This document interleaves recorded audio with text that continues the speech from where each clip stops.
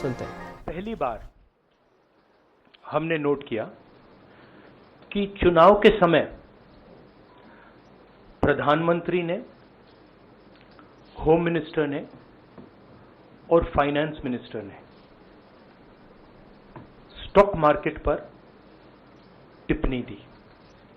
प्रधानमंत्री ने 2-3 बार, 4 बार देश को कहा कि स्टॉक मार्केट तेजी से आगे बढ़ने जा रही है।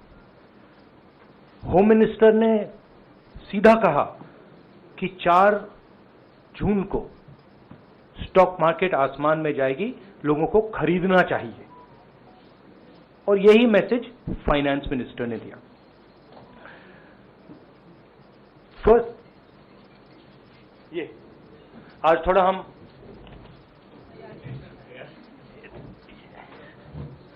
तो ये क्रोनोलॉजी है।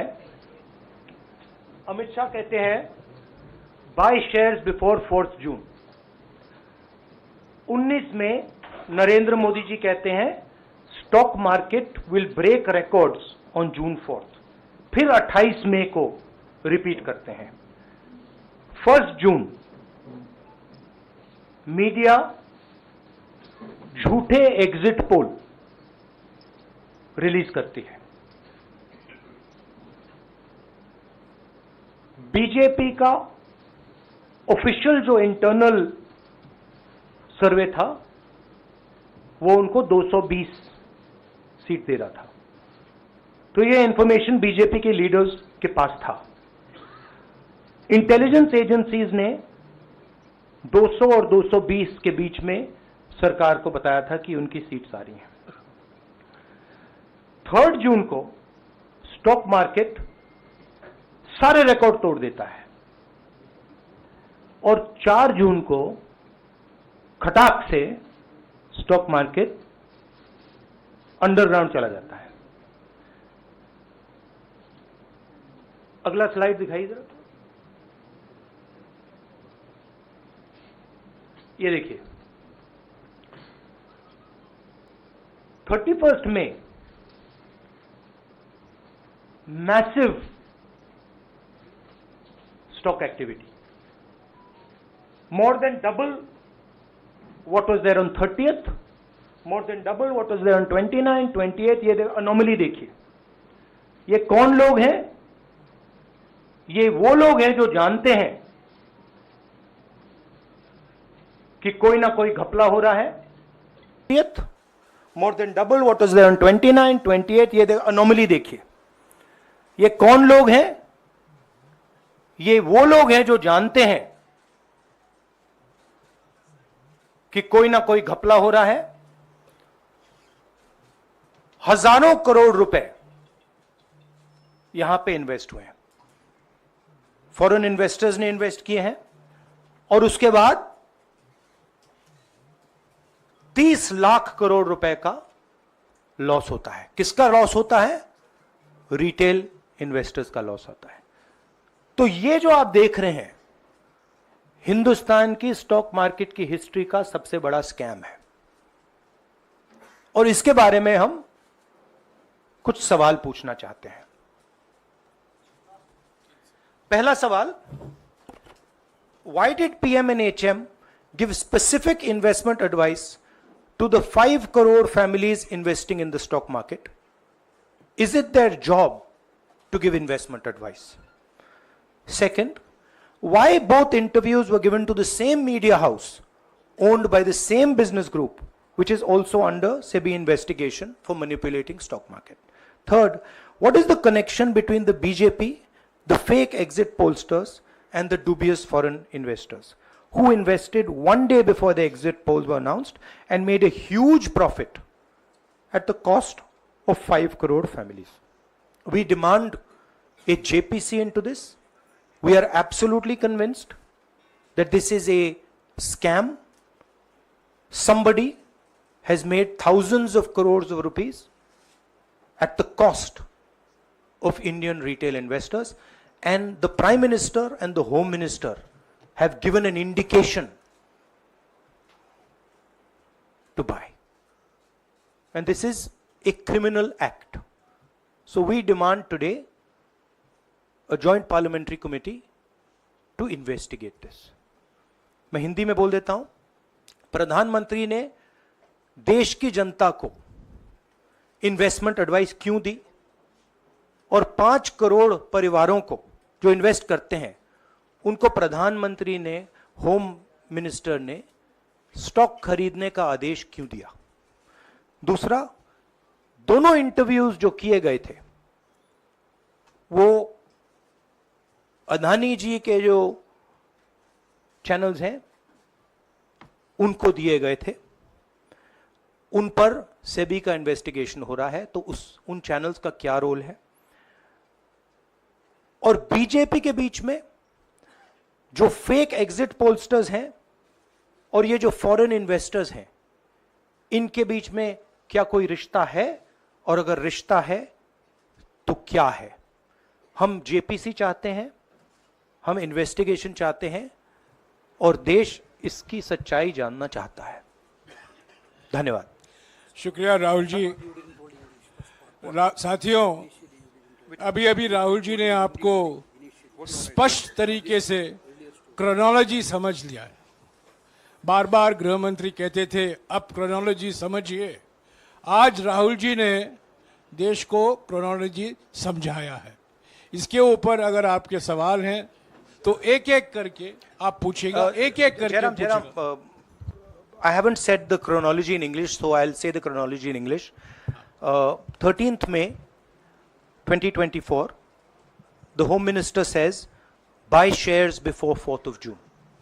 This is a clear indication to retail investors and others to buy stock.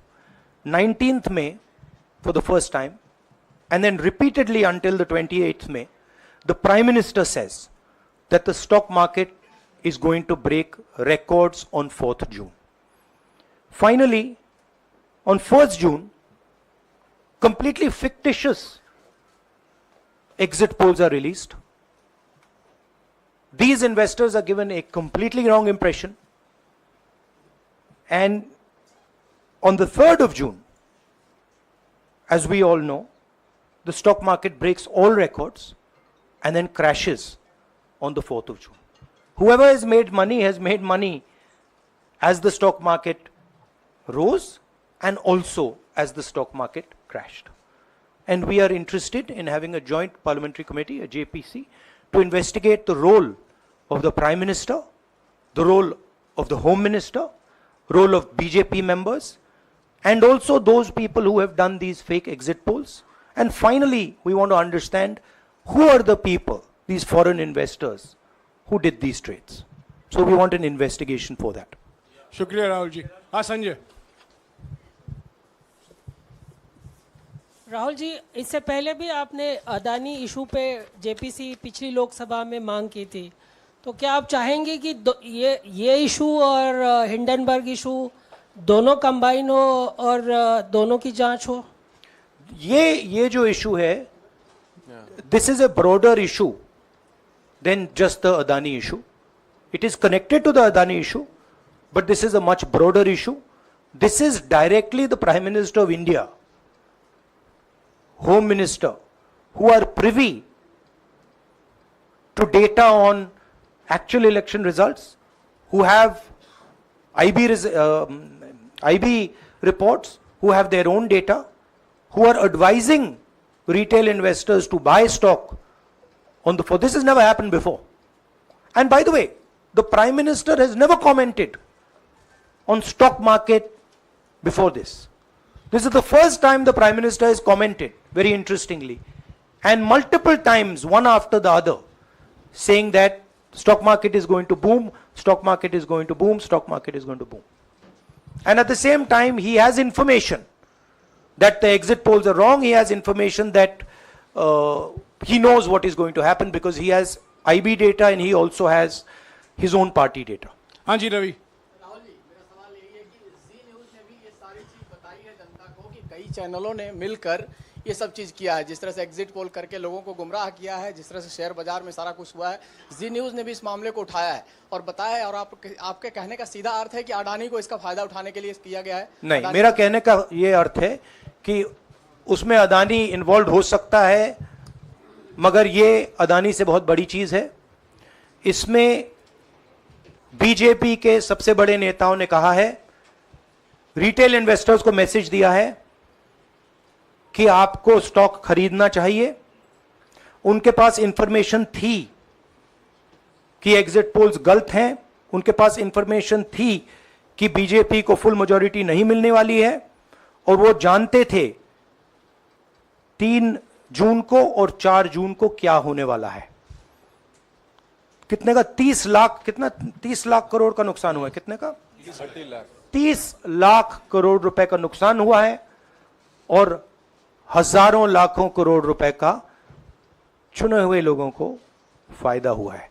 और हम इंक्वायरी चाहते हैं प्रधानमंत्री पर, होम मिनिस्टर पर, जिन्होंने एग्जिट पोल किया उन पर, और ये जो फॉरेन इन्वेस्टर्स हैं उन पर। हाँ शेमिन,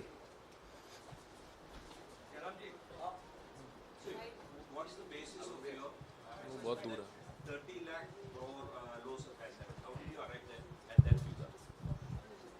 Do you want to explain? This is based on the market value of all the companies the day before the results came, and the market value of the stock market of all the companies at the end of the day on results. हाँ संजीव, एक minute Sanjeev. Rahul ji, you've talked about, are you alleging the involvement of the Prime Minister and the Home Minister? Yes. And whose money is it? Yes, Are you that saying is it what I their am money? saying. I am saying that people very high up in the BJP have carried out this scam. I am saying they had partners who carried out these exit polls. We would like to know if these exit polls were actually carried out, if people were actually sent out, and we'd also like to know the methodology of these polls. We'd like to understand who these investors are. We have some sense of who these investors are. So we are not just speaking out of the air. We are confident that if an investigation is done, interesting things will be revealed. And we think the Prime Minister and Home Minister are directly involved in this. हाँ सिद्धार्थ,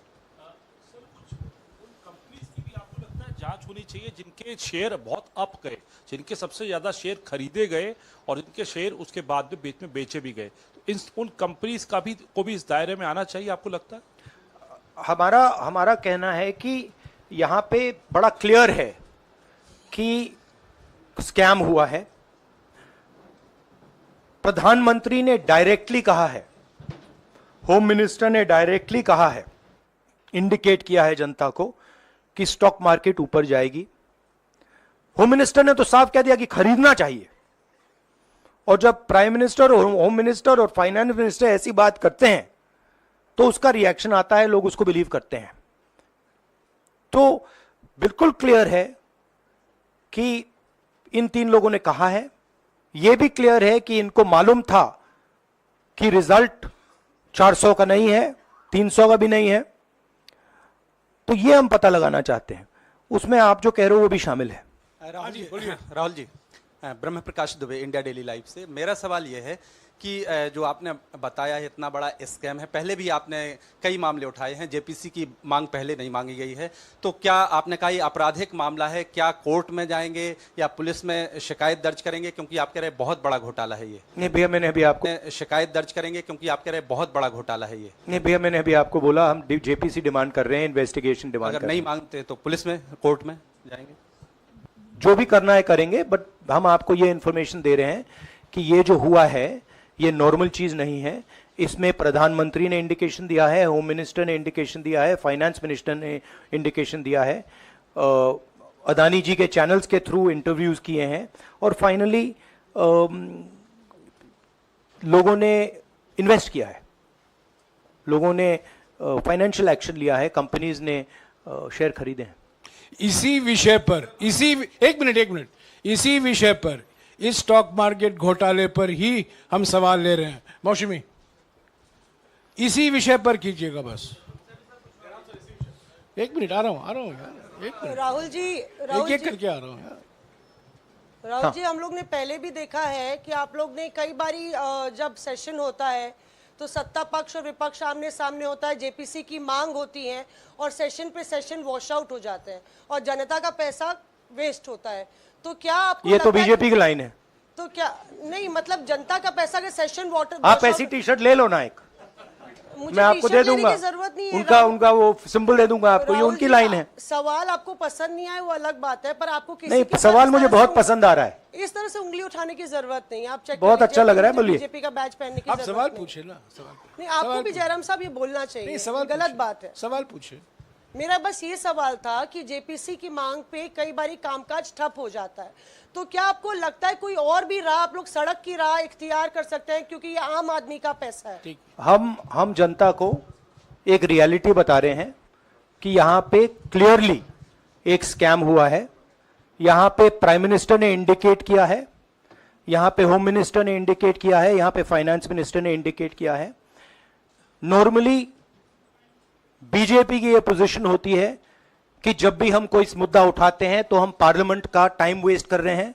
वही position आपने अपनाई है, इसीलिए मैंने आपसे कहा कि देखिए आप बीजेपी की पोजीशन ले रही हैं। रियलिटी, एक सेकंड, रियलिटी ये है कि हम जेपीसी करवाएंगे। अब ऑपोजिशन में बहुत ज्यादा ताकत है, बहुत ज्यादा स्ट्रेंथ है और पूरा जो पार्लियामेंट की सिचुएशन है वो बदल गई है।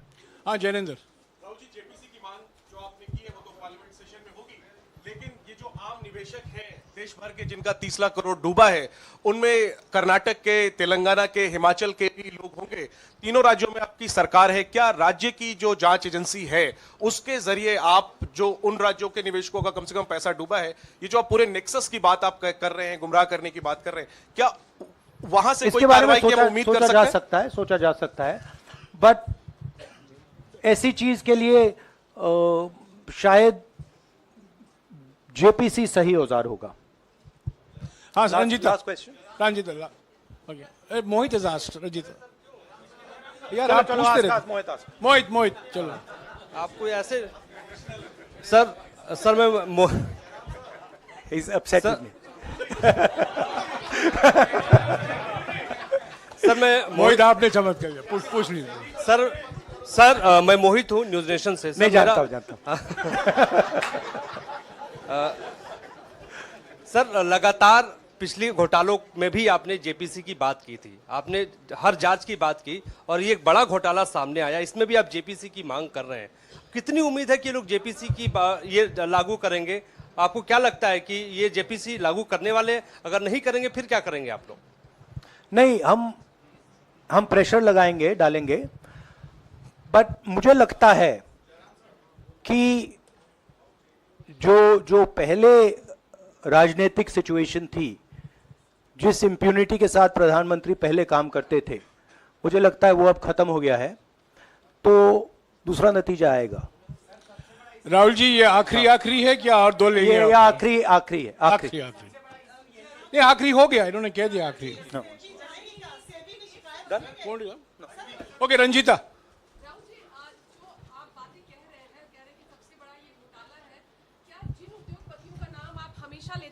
चुनावी जो रैलियां रही हैं उसमें भी और उसके बाद भी, क्या आप कहना चाहते हैं कि सरकार ने मदद की है उन उद्योगपतियों को और अमीर बनाने में? नहीं, मैं कह रहा हूं, मैं सिर्फ सरकार की बात नहीं कर रहा हूं, मैं दो इंडिविजुअल्स की बात कर रहा हूं। प्रधानमंत्री ने और हिंदुस्तान के सब रिटेल इन्वेस्टर्स जिनको नुकसान हुआ है, मैं आपसे बोल रहा हूं, आपको यह बात समझ आ जाएगी। आपका पैसा गया है, आपकी कमाई गई है, आपको नुकसान हुआ है, और इसमें करोड़ों युवा हैं जो ईमानदार हैं।